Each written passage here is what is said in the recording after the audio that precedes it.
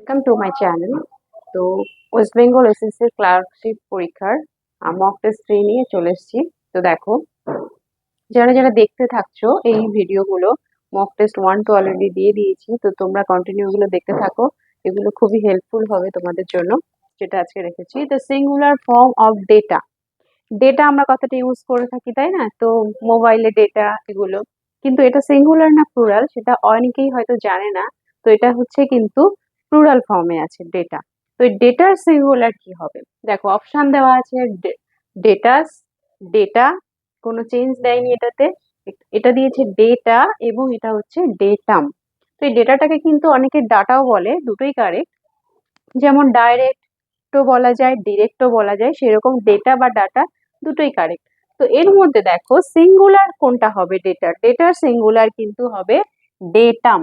তো দেখো, এরকম কিছু কিছু নাউন আছে যেগুলো কিন্তু দেখে মনে হয় না যে এটা সিঙ্গুলার না প্লুরাল, এটা গুলিয়ে যায়, এবং সেইগুলোই কিন্তু পরীক্ষায় আসার চান্স খুব থাকে। আমি তোমাদেরকে শুধু এই সিঙ্গুলার প্লুরাল যেগুলো একটু একটু এক্সেপশনাল টাইপের আছে সেগুলোর উপর একটা নেক্সট ভিডিও দেবো। তো সেখানে দেখবে এরকম শুধু ডেটা নয়, আরো এমন কিছু কিছু ওয়ার্ড আছে যেগুলো কিন্তু সিঙ্গুলার প্লুরাল কি বা এটার থেকে সিঙ্গুলারটা পুরো অন্যরকম হয়ে গেল, এই টাইপের ব্যাপারগুলো থাকে। তো দেখো antonym next, the antonym of the word practice. Practice এর অ্যান্টোনিম কি? তো এক্সামের সময় কিন্তু তোমরা অ্যান্টোনিম বলছে না সিনোনিম বলছে এটা খুব ভালো করে আগে খেয়াল করে নেবে। কারণ দেখো, প্র্যাকটিস দেখলেই সবার আগে মনে চলে আসবে যে প্র্যাকটিক্যাল, তাহলে এটাই হয়তো হবে, কিন্তু না, এটা কিন্তু অ্যান্টোনিম বলেছে, অর্থাৎ এর অপোজিটটা কি হবে। তো প্র্যাকটিস মানে কি? দেখো, আমরা কিন্তু কোনো আমাদের যে সমস্ত সাবজেক্ট গুলোতে প্র্যাকটিক্যাল থাকে, থিওরি থাকে, তো সেখানে কি প্র্যাকটিক্যাল মানে যেটা হাতে কলমে কাজ করা হয়, আর থিওরি মানে যেটা শুধুমাত্র পড়া হচ্ছে, যেটা ব্যবহারিক নয়। তো দেখো প্র্যাকটিক্যাল কি? প্র্যাকটিক্যাল কিন্তু সিনোনিমই যায় প্র্যাকটিসের সঙ্গে। আবার যদি অ্যাকশন বলি, অ্যাকশন মানে কোনো কাজ করা, ক্রিয়া করা, তো সেটাও হবে না। ওয়ার্ক মানেও কাজ, সেটাও প্র্যাকটিসের সিনোনিম যায়, কিন্তু অ্যান্টোনিম, অ্যান্টোনিমটা কি হবে? সেটা হচ্ছে theory. B option theory. Okay, এরপর দেখো 3 নম্বর, নেইদার হি নর হিজ সন্স, একটা হচ্ছে 1 নম্বর। তারপর হচ্ছে is in favour two, of হচ্ছে 3, দ্য প্রপোজাল হচ্ছে 4। এই সেন্টেন্সটার মধ্যে কোথায় ভুল আছে, অর্থাৎ ইরর কারেকশন, সেটাকে তোমাদেরকে বাছতে হবে। তো বুঝতে পারছো কি এখানে কোথায় ভুল আছে?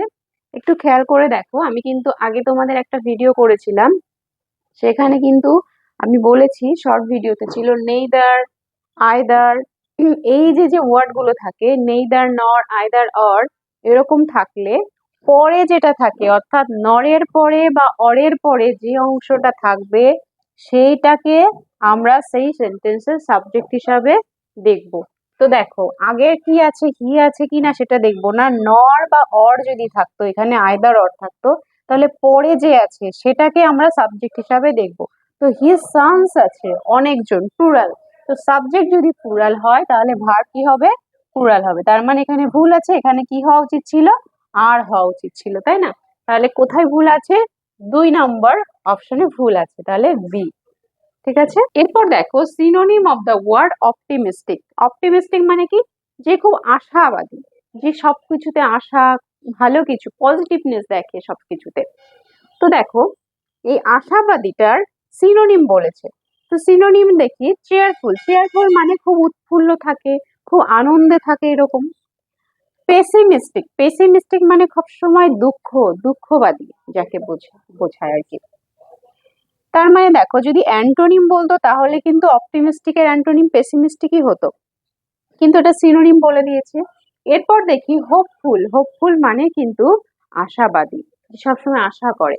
আর পজিটিভ মানে কি? পজিটিভ মানে হ্যাঁ বাচক কিছু ইঙ্গিত, কিন্তু পজিটিভের থেকে সব থেকে বেশি ভালো যায়, অ্যাপ্রোপ্রিয়েট যায় অপটিমিস্টিক এর সিনোনিম, সেটা হচ্ছে কি? হোপফুল। তাহলে অপশন সি হচ্ছে কারেক্ট অ্যান্সার। এরপর দেখো, it is dash 1 rupee coin. Use article, এখানে আর্টিকেল বসাতে হবে। তো দেখো, আমরা জানি ওটা কি, ওয়ানে ও আসছে, তাই না? ওটা হচ্ছে ভাওয়েল। তো আমাদের নিয়ম অনুসারে কি ভাওয়েলের আগে অ্যান হয়, কিন্তু এক্সেপশনাল কিছু রুলস আছে, যেটা হচ্ছে কি তুমি যে ভাওয়েলটা প্রোনাউন্স করবে, যে ভাওয়েলটা উচ্চারণ করবে, সেই ভাওয়েলের উচ্চারণ যদি সেম সাউন্ড আসে, অর্থাৎ ও এর সাউন্ড দেখো ওই আসছে, ওয়ান, আমরা যখন ও বলি তখন ও আসে, ও যখন বলি তখন তো ও আসে, এবং যখন ওয়ান বলবে তখনও দেখো ও ওয়ান, তাই না? তাহলে ওই থাকছে। তো সেম সাউন্ড যেহেতু থেকে যাচ্ছে তাই এখানে কি হবে, অ্যান না হয়ে এ চলে আসবে। ঠিক আছে, তার মানে কি যে সমস্ত ভায়েলগুলো সেম সাউন্ড আসে সেই ভায়েলগুলোতে অ্যান না বসে এ বসে। যেমন ইউনিভার্সিটি, ইউ এর উচ্চারণ কি হচ্ছে, সেম হচ্ছে। ইউনিক, দেখো উচ্চারণ করে দেখো, ফার্স্টে কিন্তু ইউ এর উচ্চারণ ইউ আসছে, ইউনিক ইউ আসছে। তো এইগুলোতে কিন্তু, এগুলো মনে রাখবে, এগুলোর ক্ষেত্রে কিন্তু কি হয়, সেম ভাল সাউন্ড হয় বলে অ্যান না হয়ে এ হয়ে যায়। গো 6, none but boys do the work. এটাকে করতে হবে অ্যাফার্মেটিভ সেন্টেন্স। সেন্টেন্সটা কিসে আছে, নান। নান মানে নেগেটিভে আছে, নো, নট, নান এগুলো থাকা মানে নেইদার, এগুলো থাকা মানে সেই সেন্টেন্সটা নেগেটিভ থাকা। তো এটাকে অ্যাফার্মেটিভ অর্থাৎ হ্যাঁ বাচক করতে হবে। তো অপশনগুলো একটু দেখি। No one boys do the work. তো দেখো নো ওয়ান, নো তো রয়েছে আগে থেকে, তার মানে এটা তো হচ্ছেই না, কারণ অ্যাফার্মেটিভ করতে বলেছে। এখানে তো নো আছে, তাহলে এটা বাদ। No boys do the work, এটাতেও নো আছে, তো এটাও তাহলে বাদ চলে গেল। তো অপশন থাকছে দুটো, only boys do the work আর একটা হচ্ছে only boy do the work. একটু খেয়াল করো, এই নান বার্ড যে দিয়ে যে রোলটা, এটা কিন্তু আমাদের ক্লাস 9-10-এর গ্রামারে ছিল, ইংলিশ গ্রামারে। তো সেখানে একটা নিয়ম ছিল, সেটা কি, নান বার্ড যদি কোনো সেন্টেন্সে থাকে সেটাকে যদি নান বার্ডটাকে তুলতে হয় অর্থাৎ অ্যাফার্মেটিভ সেন্টেন্স বানাতে হয়, তাহলে কি করতে হবে, নান বার্ড তুলে শুধুমাত্র অনলি লিখলেই হয়ে যাবে, বাকি আর কিচ্ছু চেঞ্জ করা লাগবে না। তো নান বাটের জায়গায় যদি অনলি তুলে দিই, তাহলে দেখো অনলি বয়েজ হবে ডু দ্য ওয়ার্ক। তাহলে কোন অপশনটা যাচ্ছে, option C, only boys do the work. D number অপশনে দেখো অনলি বয় করে দিয়েছে, এসটা দেয়নি, তার মানে এখানে ভুল আছে একটু। তো সেই জন্য অপশন সি একদম কারেক্ট যাচ্ছে, only boys do the work. এরপর দেখো, I went to dash a movie, এখানে কারেক্ট যে ভার্ব ফর্মটা হবে সেটা বসাতে হবে। আমি গিয়েছিলাম কোথায়, মুভি কি দেখতে। তো ওয়াচিং হবে না ওয়াচড হবে, নাকি ওয়াচ নাকি ওয়াচেস। তো একটু খেয়াল করো, এই যে টুটা দেওয়া আছে, টুটা দেওয়া আছে কেন, এটা হচ্ছে একটা ইনফিনিটিভের ইউজ আছে। একটা সেন্টেন্সের দুটো সকর্মক্রিয়া অর্থাৎ ট্রানজিটিভ ভার্ব হয় না।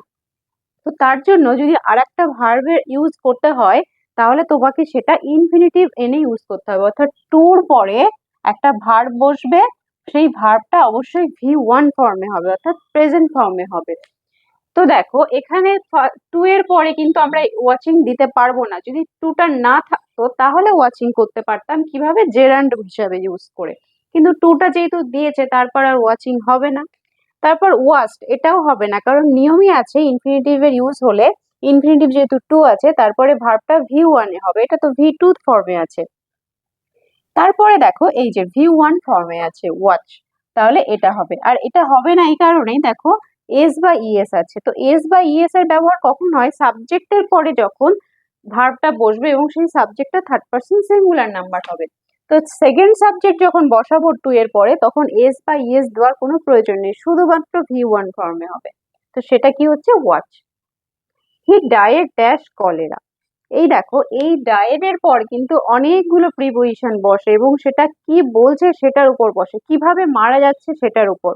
যেমন দেখো কলেরা একটা রোগ, তো ডায়রিয়া, ডেঙ্গু বলো, করোনা বলো, এই ধরনের যে কোনো ডিজিজে যদি মরে তাহলে সবসময় কি হবে, অফ হবে, অপশন বি অফ। কিন্তু ডায়েটের পরে যদি অপশন থাকে এমন যে এখানে অন্য কোনো কারণ হচ্ছে, সেই কারণের জন্য কিন্তু এখানকার প্রিপোজিশনটাও চেঞ্জ হবে। যেমন দেখো কোনো সোলজার যদি মারা যায় এবং তার দেশের জন্য প্রাণ দিয়ে দিল, তাহলে কি হবে, সেক্ষেত্রে ফর হয়ে যাবে। তাহলে ডায়েট ফর হিজ কান্ট্রি, দেশের জন্য মারা গেল। যদি কেউ কখনো যুদ্ধক্ষেত্রে মারা যায়, মনে করো বললাম his grandfather diet dash the battle of Kargil, তো তার ঠাকুরদাদা হচ্ছে কার্গিলের যুদ্ধে মারা গেছিল, তখন কিন্তু ডায়েটের পরে আবার কি হয়ে যাবে, ইন হয়ে যাবে, কারণ দেশ কি হচ্ছে, সেটা ব্যাটল ফিল্ডে যুদ্ধ করতে গিয়ে মারা যাচ্ছে। আবার ধরো কেউ অ্যাক্সিডেন্ট হলো, অ্যাক্সিডেন্টের জন্য মারা গেল, তো সেই ক্ষেত্রে কি হবে, সেখানে কিন্তু আবার ফ্রম হবে, ফ্রম অ্যাক্সিডেন্ট। ঠিক আছে, এরপর দেখো next, I am so excited. এই যে দেখো এই সেন্টেন্সটার মধ্যে এই সোটা কি ধরনের পার্ট অফ স্পিচ সেটা তোমাদেরকে আইডেন্টিফাই করতে হবে। তো দেখো ভার্ব, অ্যাডভার্ব, অ্যাডজেক্টিভ, ইন্টারজেকশন, তাহলে বলো কোনটা হবে। দেখো ইন্টারজেকশন মানে কিন্তু কোনো স্পেসিফিক ওয়ার্ড নয়, সেটা হচ্ছে এমন একটা মনের একটা যে কোনো ফিলিং, সেটা দুঃখ হতে পারে, আনন্দ হতে পারে, ওফ, অ্যালাস, হুররে, এই টাইপের ওয়ার্ড, এবং তারপরে কিন্তু একটা এক্সক্লামেশন চিহ্ন থাকে। তো ইন্টারজেকশন সেটা হবে না। তারপর দেখো, এরপর দেখো অ্যাডজেক্টিভ। অ্যাডজেক্টিভ হচ্ছে দেখো একটা সেন্টেন্স। অ্যাডজেক্টিভটা কি এখানে, এই সেন্টেন্সটা অ্যাডজেক্টিভটা কিন্তু এক্সাইটেড, এই কথাটা অ্যাডজেক্টিভ হিসাবে আছে, একটু খেয়াল করো। ভার্ব হিসাবে নয়, কিন্তু এখানে বলছে আমি হই এক্সাইটেড, আমি হই খুব উত্তেজিত। এক্সাইটেড কথাটা কাকে মডিফাই করছে, কাকে বলছে, আমাকে বলছে। অর্থাৎ আমি হচ্ছে কি একটা প্রোনাউন, যখন নাউন বা প্রোনাউনকে যে মডিফাই করে সে তো সবসময় কি হবে, অ্যাডজেক্টিভ হবে। এবং সেই অ্যাডজেক্টিভটাকে কে মডিফাই করছে, সো দিয়ে। অর্থাৎ এই যে আমি যে এক্সাইটেড, আমার এই এক্সাইটেড এর মাত্রাটা আরো বাড়িয়ে দিচ্ছে। এরকম কাজ কে করে, যে এই কাজটা কে করে, একমাত্র অ্যাডভার্বই আছে যে নাউন কেও মডিফাই করতে পারে, ভার্ব কেও মডিফাই করতে পারে, অ্যাডভার্ব কেও করতে পারে, এবং অ্যাডজেক্টিভ কেও করতে পারে। অর্থাৎ অ্যাডভার্ব হচ্ছে এমন একটা পার্ট অফ স্পিচ যে সবাইকে মডিফাই করে, সবার দোষ গুণ ভালো মন্দের মাত্রাটা বাড়িয়ে দিতে পারে।